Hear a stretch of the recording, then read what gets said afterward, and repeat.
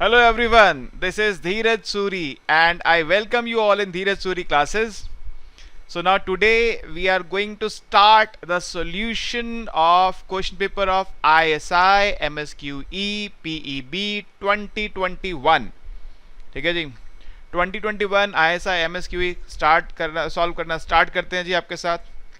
और सबसे पहला जो ग्रुप ए है इसमें जो क्वेश्चंस हैं वो मैथ्स पे बेस्ड हैं.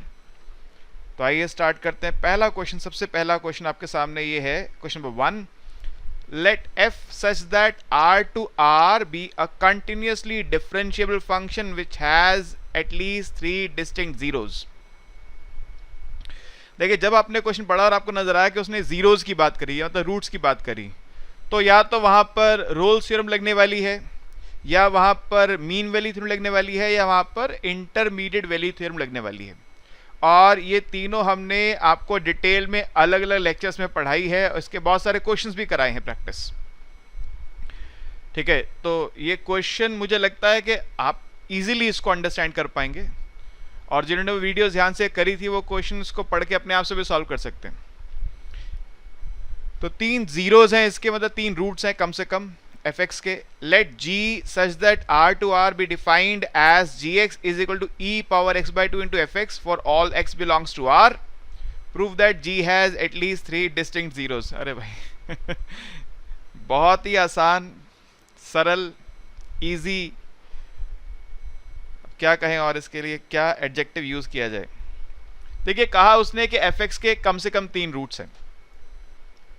तो let x1 less than x2 less than x3 be 3 zeros of fx. उसने कम से कम 3 का, तो हम 3 से काम शुरुआत कर लेते हैं. ठीक है जी, यानी इसका मतलब यह है कि fx1 is equal to fx2 is equal to fx3 is equal to 0. अगर कोई अल्फा जो है fx का अगर रूट है, इसका मतलब ये होता है कि f ऑफ अल्फा इज 0. तो अगर x1 fx का रूट है, x1 fx का 0 है, इसका मतलब f ऑफ x1 इज 0, ऐसे f ऑफ x2 इज 0, ऐसे f ऑफ x3 भी 0. तो उसने कहा कम से कम 3 रूट्स हैं, हमने x1 x2 x3 नाम दे दिया. ठीक है, और वो बोल रहा है जो gx है वो क्या है. देखिए, gx क्या है यहां पर, gx is e power x by 2 into fx. आपको याद कराते हैं सर, आपको याद कराते हैं, आपको पढ़ाया था एक्सपोनेंशियल फंक्शन के ऊपर फुल फ्लेज 2 लेक्चर्स बनाकर आपको दिए हुए हैं. ठीक है, और पूरी प्रॉपर्टीज और बहुत तरह के क्वेश्चंस वहां पे डिस्कस किए. आपको याद होना चाहिए कि जो ex है उसका ग्राफ कैसा बनता है. This is the graph of ex. ठीक है, और ये जो एक्सपोनेंशियल फंक्शन है, it's value always remains positive. Zero भी कभी नहीं होती, कभी जीरो भी नहीं होती. ex is always greater than 0. ex by 2 भी ऑलवेज ग्रेटर देन 0.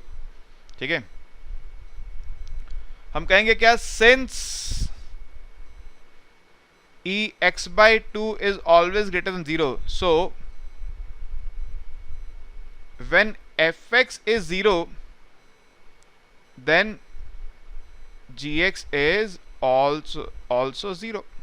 जहां पर fx 0 होगा वहां gx भी 0 हो जाएगा, क्योंकि e जो है, e हिंदी वाला e नहीं इंग्लिश वाला e. ये जो e है ये हमेशा पॉजिटिव है, कभी 0 नहीं हो सकता है. तो जहां जहां पर fx 0 होगा वहां पर gx 0 होगा. जहां fx नॉन 0 वहां gx भी नॉन 0 रहेगा. fx कहां 0 है सर, x1 x2 x3 पर तो है, तो gx भी होगा वहां पर 0. इसका मतलब g of x1 is equal to e x1 by 2 into f of x1 0 है तो ये भी 0. g of x2 is equal to e of x2 by 2 into f of x2 0 तो ये भी 0. g of x3 is equal to e of x3 by 2 into f of x3, fx is 0 तो ये भी 0. So this means gx also has at least 3 roots, x1 x2 x3. This proves gx also has at least 3 roots x1 x2 x3. पहली बात हो गई. So therefore, yeah, thus gx also has at least 3 roots, namely x1 x2 x3. तो कम से कम ये 3 root तो जरूर हैं gx के, और भी हो सकते हैं, ये 3 तो जरूर है. ठीक है. आप कहेंगे सर यहाँ कहाँ लगी रोल्स थ्योरम? अरे भाई साहब लगेगी, देखिए तो सही. अभी तो फर्स्ट पार्ट हुआ. जब भी ये रूट्स वाला क्वेश्चन आता है ना, तो वो जो एसीबी प्रतिबंध वाली कहानी है, कुछ तो है दया, कुछ गड़बड़ है, वो लगाना पड़ेगा आपको. कुछ ना कुछ वहां पे जुड़ जाएगी कहानी उस तरफ ले जाकर. अभी फर्स्ट पार्ट में नहीं, सेकंड जुड़ जाएगी. देखिए पढ़ते हैं सेकंड पार्ट. कह रहे prove that the function f plus 2f prime has at least 2 distinct zeros. लो जी, हो गया काम, लग गया, रोल सर में लग गई. कैसे, आइए देखते हैं.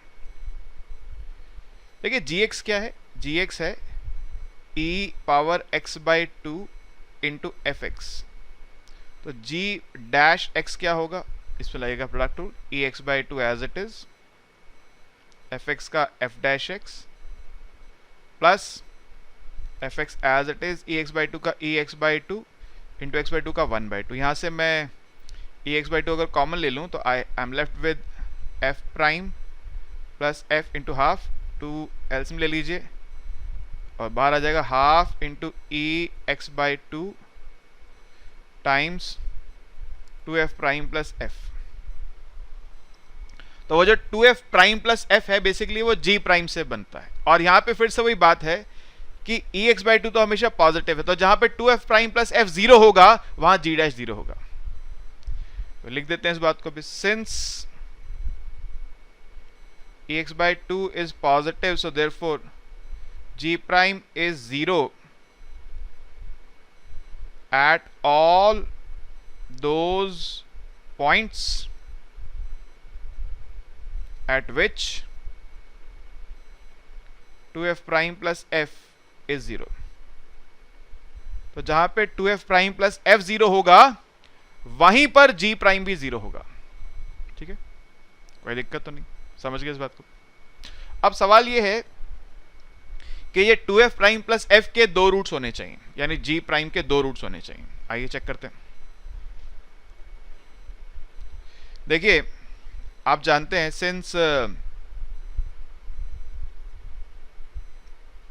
gx is equal to e x by 2 into fx and fx is continuous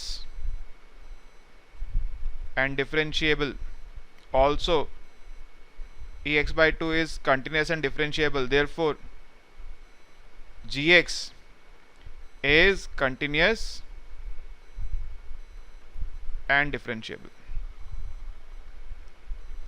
At x1 fx is 0 यानी gx fx1 0 यानी gx1 भी 0. At x2 fx2 0 है यानी gx2 भी 0 है. तो लग गई रोल थ्योरम यहाँ पर. तो gx जो है वो x1 x2 पे यानी gx1 is equal to gx2. इसका मतलब क्या हो गया सर? रोल थ्योरम लग गई. gx कंटिन्यूस है, gx डिफरेंशिएबल है और gx1 is equal to gx2 है. ठीक है, देयरफॉर बाय रोल्स थ्योरम, कुछ लोग रोलीज बोलते हैं, मैं रोल्स बोलता हूं. By Rolle's theorem there must exist a point a belongs to open interval x1 x2 such that g dash a is 0, यानी a is 0 of g dash x. और अभी मैंने बताया कि g dash x वहीं 0 होगा जहां पर 2f dash plus f 0 होगा. इसका मतलब a is 0 of 2f prime plus f. Number 1. तो x1 x2 के बीच में एक जीरो मिल गया मेरे को, ऐसे x2 x3 के बीच में एक और जीरो मिल जाएगा। तो similarly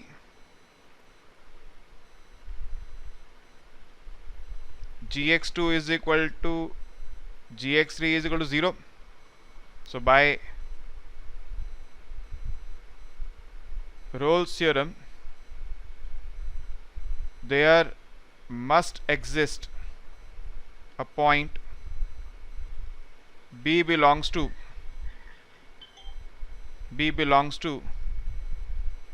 x2 x3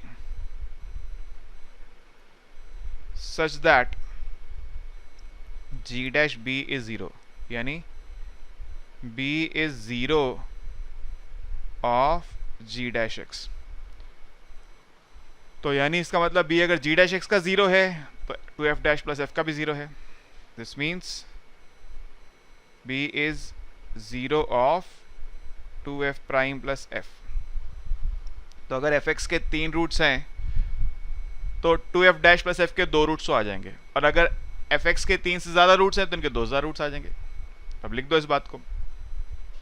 Hence if fx has 3 zeros then 2f dash plus f has 2 zeros, and if fx has more than 3 zeros, अगर इसके ज्यादा होंगे तो 2f dash plus f के हो जाएंगे has more that लिख दिया मैंने, has more than 2 zeros।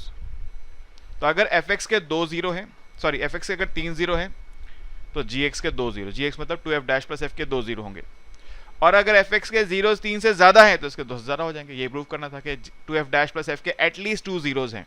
Zero root एक ही बात होती है ना। हो गया प्रूफ? हो गया जी प्रूफ? हेलो, मिल गए 30 नंबर आपको, खुश हो जाइए। ठीक है, तो बहुत बेसिक क्वेश्चन था, बहुत आसान। रोल्स थ्योरम बच्चे मुझसे पूछते थे क्लास में पढ़ाते हुए, अरे सर ये तो 12th में पढ़ा था, ये क्यों पढ़ा रहे हो? और इसका क्वेश्चन डीएससी में, आईएसआई में और बहुत सारे एग्जाम्स में कई दफा आते हुए देखा है। ठीक है, तो अगर आपने वीडियो नहीं देखी रोल्स थ्योरम की, मीन वैल्यू थ्योरम की, इंटरमीडिएट वैल्यू थ्योरम की, वापस जाइए, वीडियोस को ध्यान से देखिए। कुछ बच्चे जल्दबाजी में स्किप करते हैं वीडियोस को, छोड़ दो इस वीडियो को, ये टॉपिक तो एग्जाम में आएगा नहीं। अच्छा, इस पे डायरेक्टली लिखा नहीं होता रोल्स थ्योरम या मीन वैल्यू थ्योरम। ऐसे क्वेश्चन जो होते हैं रोल्स थ्योरम के या मीन वैल्यू थ्योरम के, उसमें डायरेक्टली लिखा नहीं होता, उसमें आइडेंटिफाई करना होता है। और मैंने आपको वहां भी बताया था कि जहां जीरोस की बात हो रही होगी वहां सोचना जरूर इस बात के ऊपर कि क्या ये रोल्स थ्योरम की कंडीशंस तो नहीं लग रही, फंक्शन कंटीन्यूअस भी है, डिफरेंशिएबल भी है, और f a is equal to f b भी आ रहा है। तो रोल्स थ्योरम फंक्शन कंटीन्यूअस भी है, डिफरेंशिएबल भी है, और f a is equal to f b नहीं आ रहा, तो मीन वैल्यू थ्योरम। ठीक है, फंक्शन कंटीन्यूअस है, डिफरेंशिएबल है, और एफ ए एफ बी के अपोजिट साइंस हैं, तो इंटरमीडिएट वैल्यू थ्योरम। याद करा दिया, देखो मैंने आपको। ठीक है, तो ये फर्स्ट क्वेश्चन हो गया सर। हम हर क्वेश्चन की एक सेपरेट वीडियो बनाते हैं, ताकि जिस क्वेश्चन, मैं कोशिश ये करता हूं कि आपको पहले मौका दूं, आप खुद से क्वेश्चन को सॉल्व करें। ना हो पाए तो उस पर्टिकुलर क्वेश्चन के वीडियो को फिर देखें और फिर समझें और फिर सॉल्व करें। ठीक है, मैं क्वेश्चन को विस्तार से समझाता हूं। एग्जाम में जब बैठेंगे तो इतना डिटेल करने की जरूरत कई बार नहीं होती है, मैं बहुत ज़्यादा डिटेल में इसलिए जाता हूँ ताकि आप हर बच्चा समझ पाए। फिर भी किसी की, अगर इस एफर्ट के बाद भी किसी की समझ में बात नहीं आई है, किसी को लगता है कि नहीं मेरे को ये बात पूरी तरह क्लियर नहीं हुई है, तो नीचे हमारा व्हाट्सएप नंबर है, व्हाट्सएप करके हमारे को अपनी क्वेरी जो है वो भेज सकते हैं। हम कोशिश करेंगे आपको आंसर करने की। ठीक है जी, ओके, थैंक यू।